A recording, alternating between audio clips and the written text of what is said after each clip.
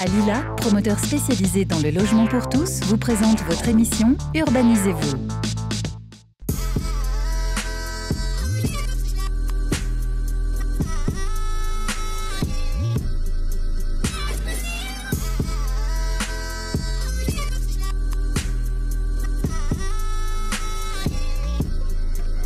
Bonjour et bienvenue à La Part-Dieu pour ce premier numéro de Urbanisez-vous.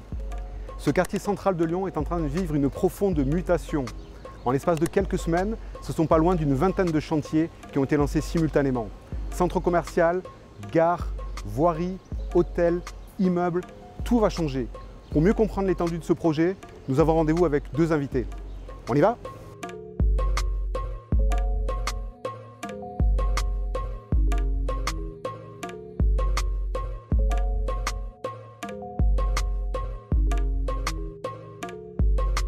Guillaume, lors de la préparation de cette émission, vous m'expliquiez que cette place Béraudier serait l'articulation du projet Part-Dieu.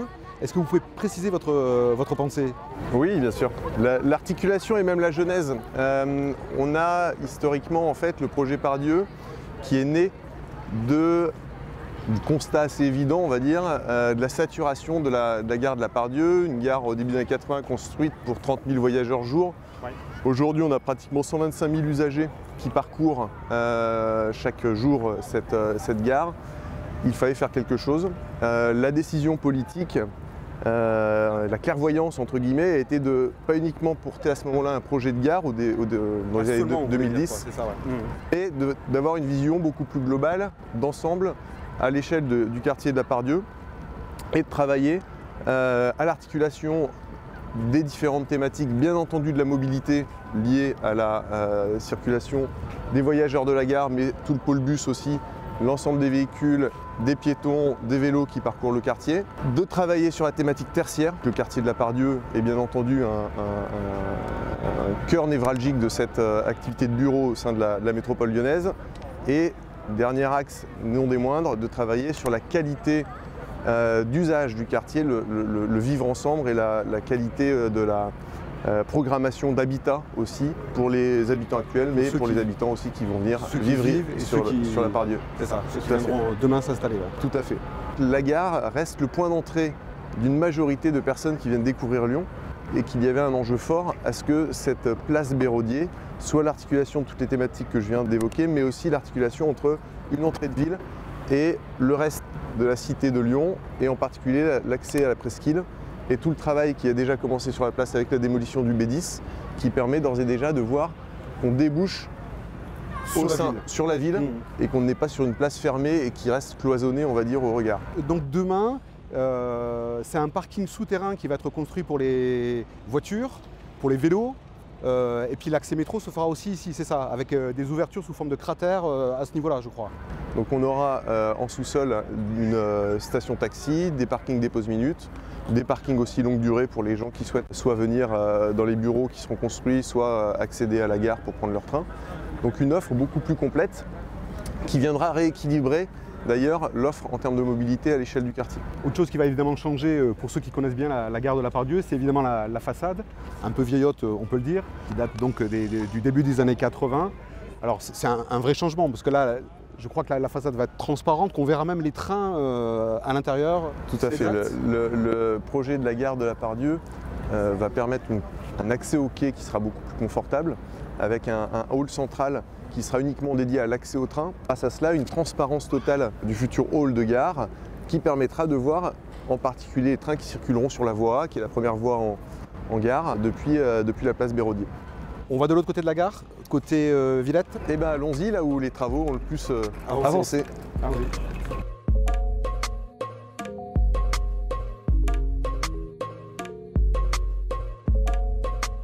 Un des grands changements de ce projet autour de la gare de la Part-Dieu, c'est la création de deux nouvelles entrées sur l'avenue Pompidou, qui est actuellement en chantier, qui n'est pas utilisable par les voitures. Qu'est-ce qui va réellement se passer? Je crois qu'il y a des galeries marchandes qui vont être accrochées à ces entrées, c'est ça? C'est en effet tout le principe de la nouvelle gare de la Part-Dieu qui va proposer deux nouvelles entrées accès au quai sur l'avenue Pompidou, à l'est et à l'ouest. Et il y aura deux galeries qui longeront les voies ferrées, qui viendront relier le hall historique et proposer des commerces et services dédiés aux voyageurs. Des restaurants, des bars. De la restauration aussi, pour un peu améliorer, on va dire, l'offre d'accueil des différents voyageurs de la Part-Dieu.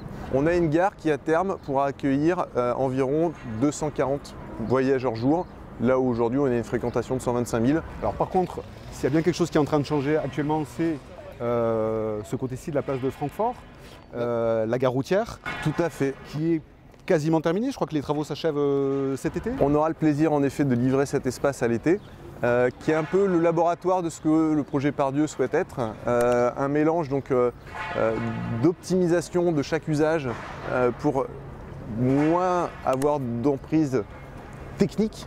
La gare routière proposera les mêmes fonctionnalités mais sur à peu près la moitié de sa surface historique. Le parking minute proposera pareil les mêmes fonctionnalités sur les 2/3 de sa surface.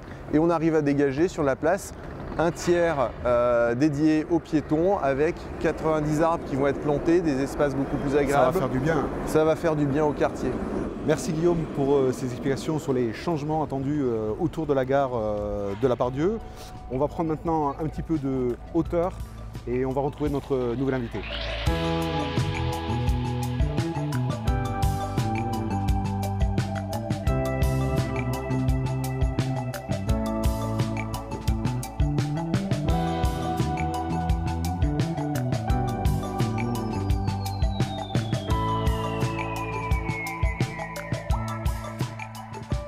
De retour au Skyroom, au sommet de la Tour Oxygène, un des symboles de cette nouvelle Part-Dieu, où nous accueillons Michel Lefaou.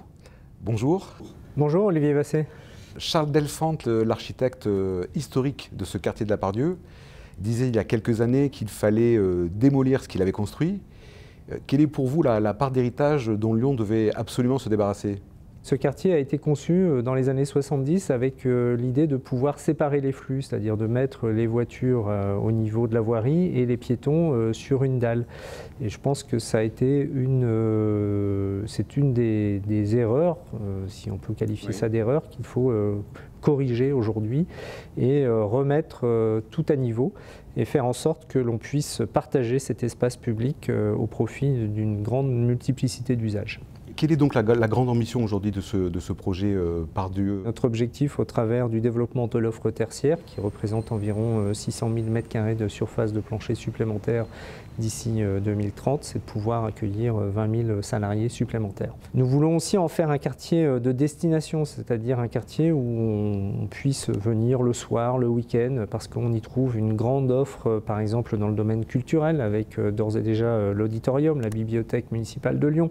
Mais cette offre va aussi s'agrémenter dans les années qui viennent avec, par exemple, la mise en place des socles actifs, c'est-à-dire un développement en pied des nouveaux immeubles qui vont être construits d'une offre en matière de commerce, en matière de restauration.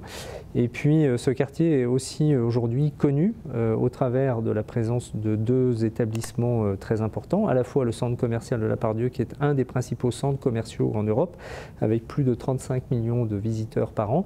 Et puis enfin, un élément un peu iconique aussi de la ville de Lyon, les Halles Paul Bocuse, qui rayonnent au travers du nom de Paul Bocuse et qui propose une offre gastronomique très diverse et très variée et qui attire un grand nombre de visiteurs tous les ans.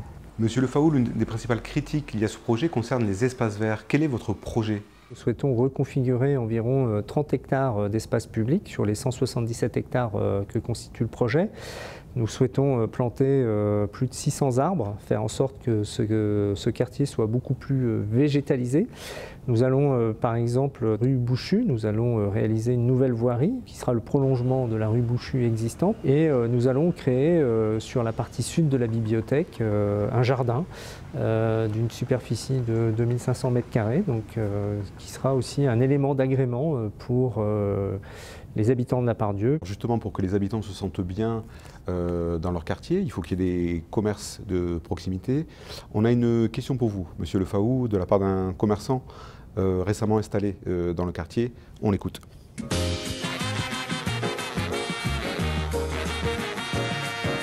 Monsieur Lefaou, vous souhaitez développer des socles actifs en pied d'immeuble. J'aurais aimé savoir quel type de commerce va bientôt s'implanter.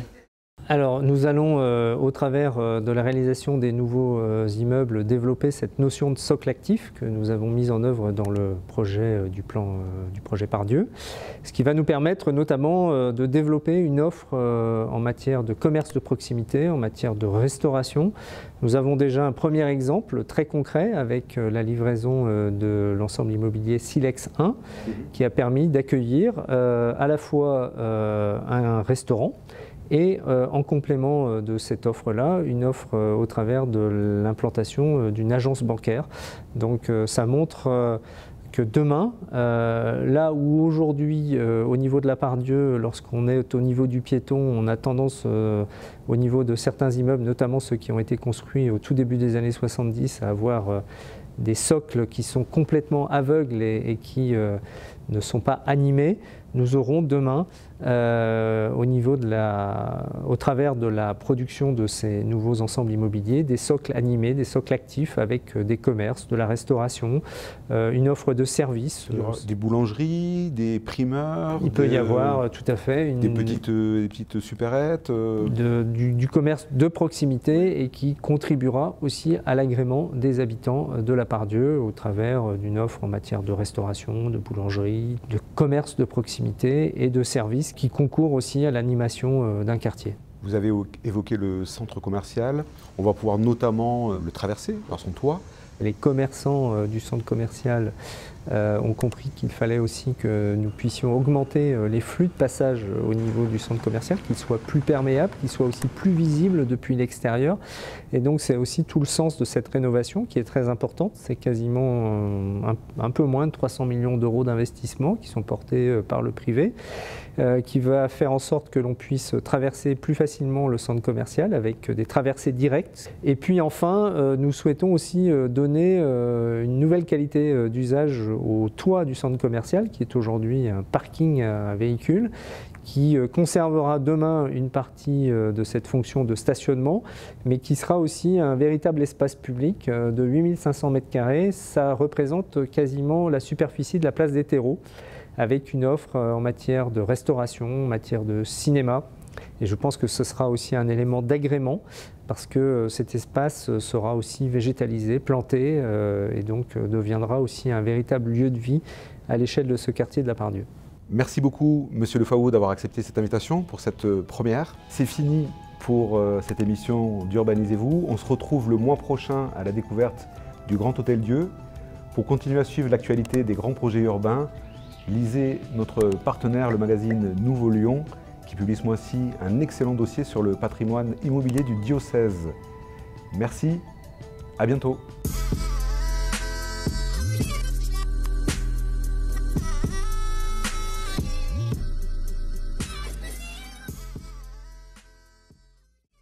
Alila, promoteur spécialisé dans le logement pour tous, vous a présenté votre émission Urbanisez-vous.